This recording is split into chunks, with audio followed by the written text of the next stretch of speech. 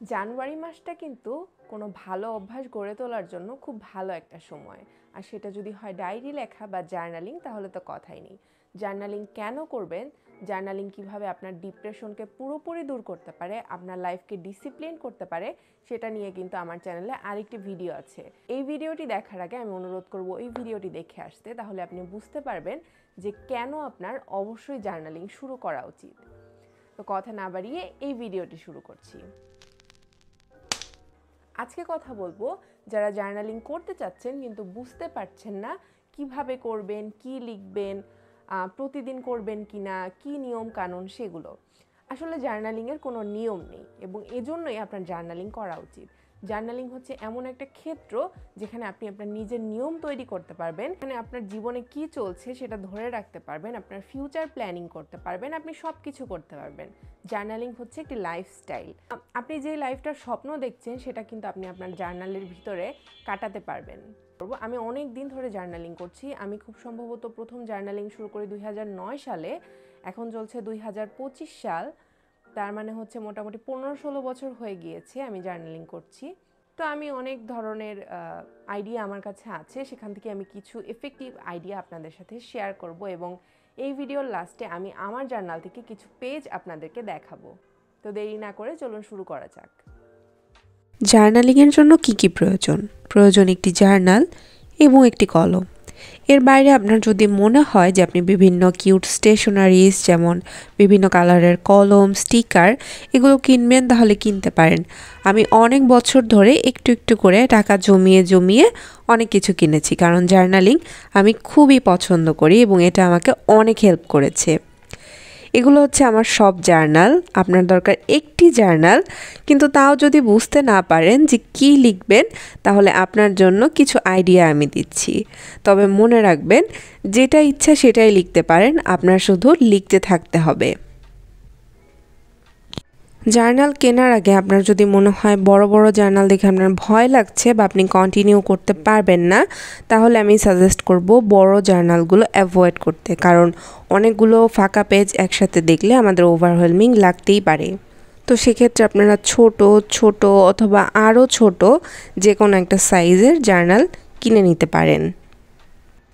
এছাড়া আপনার যদি বড় জার্নাল থাকে, সেটার প্রত্যেকটা পাতায় আপনি 4টি ভাগ করে এভাবে করেও জার্নালিং করতে পারেন।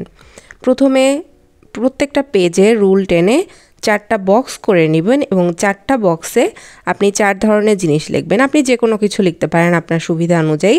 যেমন আমি একটা এক্সাম্পল দিচ্ছি। আপনি লিখতে পারেন আজকে কি হয়েছে সেটা একটা ঘরে লিখতে পারেন। তারপরে লিখতে পারেন আপনি আজকে কি নিয়ে কৃতজ্ঞ।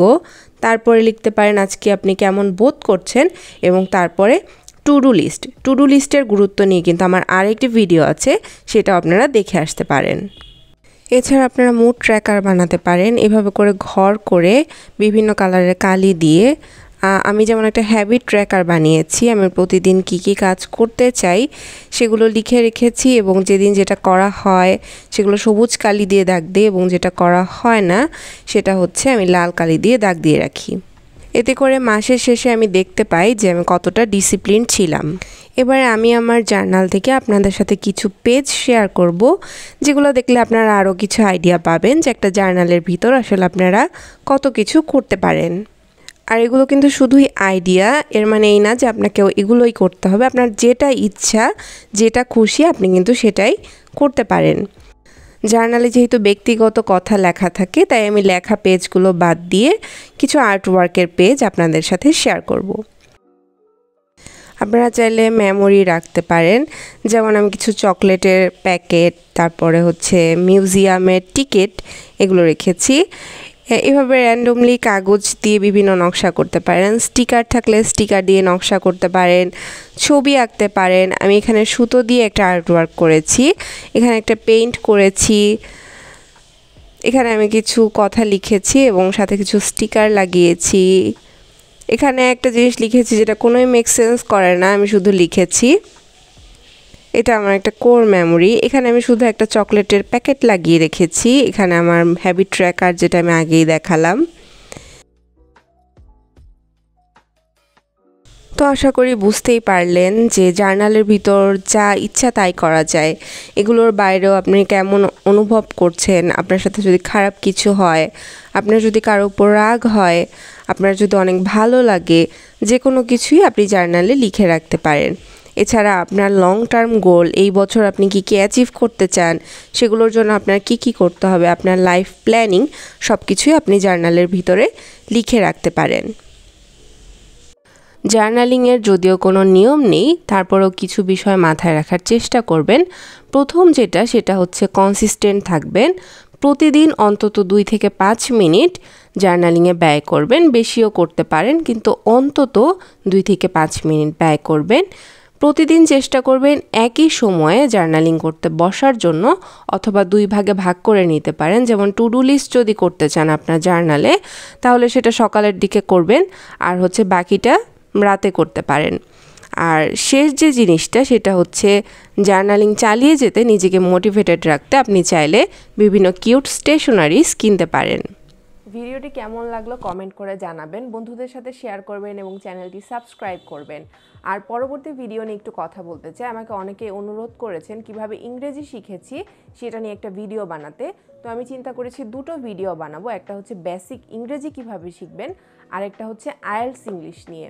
আমি সম্প্রতি আইএলটিএস দিয়েছি এবং 7 পেয়েছি। আর 7 যদিও খুব একটা আহামরি স্কোর না, তবে 7 করাটাও কিন্তু বেশ খানিকটা কঠিন। তো আমি আমার পার্সোনাল জার্নিটা সেখানে শেয়ার করব। কারো যদি ইংরেজি নিয়ে আগ্রহ থাকে তাহলে আমি অনুরোধ করব আমার চ্যানেলটি সাবস্ক্রাইব করে পাশে থাকতে।